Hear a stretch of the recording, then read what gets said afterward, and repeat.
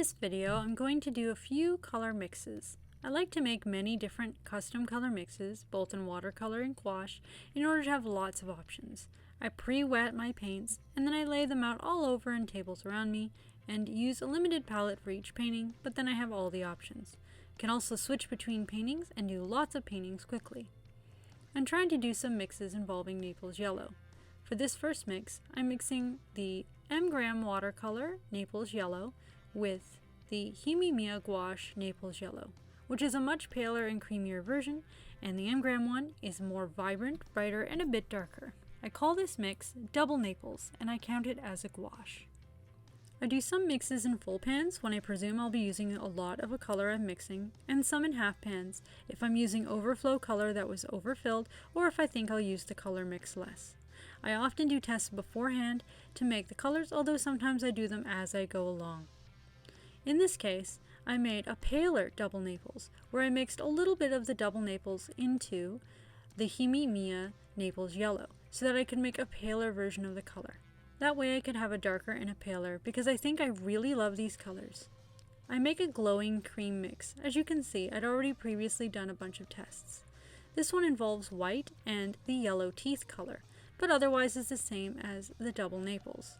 In the end, this color is extremely similar to the paler double Naples, so I end up changing it in the future by making sure to completely re-wet the paint and then mixing additional colors in to make a new color. So the color you're seeing here is actually not the one I currently have anymore. I decided I want an even paler version, so I put a lot of white into another full pan, add a tiny bit extra of the yellow teeth, and mix a very pale glowing cream version. So it's a double Naples that has even more white added. As you can see, I'm mixing up a second color here, which will have more colors added to it later. The one that is too similar to the paler double Naples will end up becoming the base for another color, as I said, in the future. But I don't think I actually feature that in the video here. Coming back a little bit later, while things are still moist but not immediately, I'm mixing a few other colors. I end up using my Daniel Smith Potter's Pink here. When I water it down, there is some granulation, but it was probably a waste of paint in order to do this. I'm trying to mix pink rock color. The thing is, with such a low tinting strength and mixed in with a gouache, I'm probably wasting some of my expensive Potter's Pink watercolor by doing it this way, but you know, you live and learn. I'm also using pink from Himi Miya gouache in here, as you can see, bringing it in. And I also use a couple other colors from the 56 set, including the Underglaze Red, which is a good pink red tone, and I'm making different versions. As you can see, I'm pouring in some overflow here to keep this more golden pink rock color while mixing in more pink. The other color I end up using from the Himi Miya 56 set for some of these mixes here is the gray. I rapidly mix several colors here by using overflow from ones I'm starting to mix and tipping into half and full pans. Some of the additional colors I add: to make a rock violet, I add a lavender, and to make a darker brown umber pink rock shadow, I add some burnt umber. I have several colors that are unconcerned with light fastness, and therefore I also made a brighter pinker one using the neon fluorescent peach blossom color, so I have to just remember that it has the neon fluorescent and therefore is not light fast. I add different amounts of the different colors to make these different tones. I'm trying to mix the colors of different pinkish rock hues because I feel that they'd be useful overall and is something I currently don't have already pre-mixed. Not recording the initial swatching of the colors, I did however decide to show some of these colors mixed together. I'm labeling them carefully underneath the initial swatches and making sure everything is labeled well so I can see some of the different mixes these colors make. It's good to have references around for your own knowledge later. This is also another way of continuing to study and learn how to use the colors you have and color theory in general. Looking at the colors I already have mixed can also give me ideas for paintings that I'm going to do in the future. Rather than just relying on thinking of the colors at the time when I'm doing the painting, I like to have the colors pre-done. I can also select only some of the colors I have in order to make limited palettes for each painting, but having all the options works better for me personally. Lately I've been really enjoying Naples yellow and anything I can mix involving it. On a separate piece of paper, I designed this bird, which is a sylvan giant eagle, which is going to be in my Great Tree book. I sketched it out onto this paper from that one. I actually used a carbon transfer method by putting a very dark 8B carbon pencil on the rear side and transferring it over. I'm also looking at my original pencil drawing, which is just on printer paper, off screen. The disadvantage of using the iPad to record is I can't also use it for reference while I'm doing a painting like this, so I have to kind of make a separate reference or put it on my computer to look at.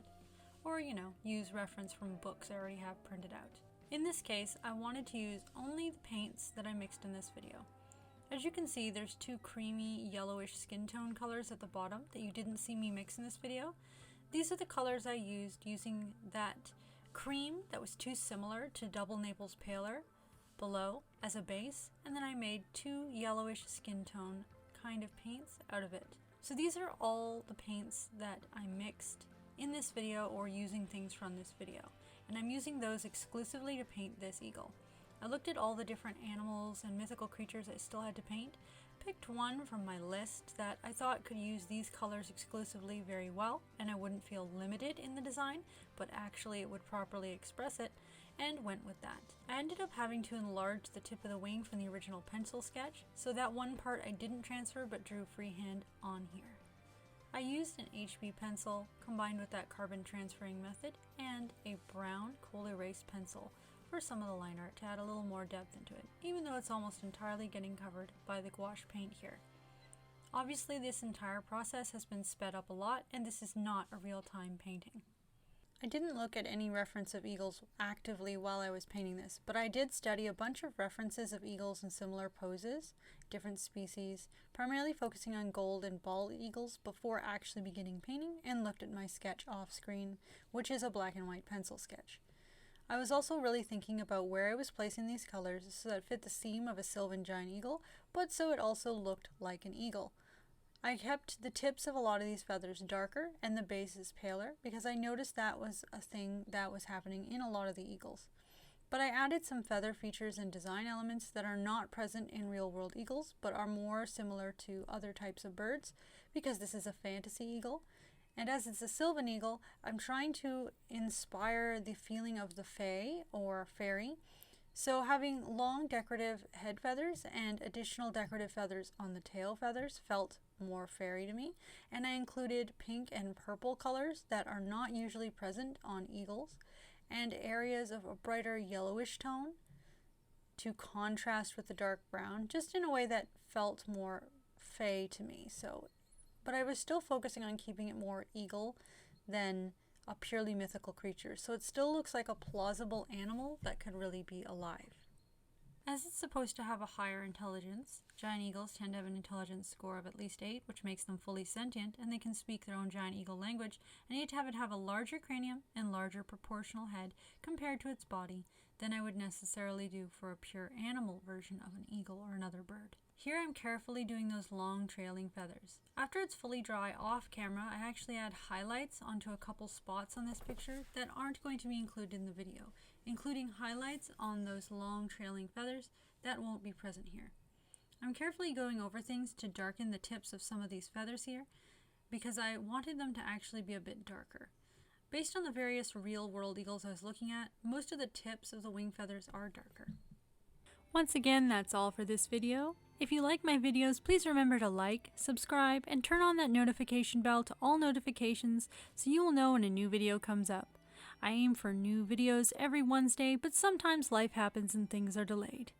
I hope that you enjoyed this video, and we'll see you with another one very soon.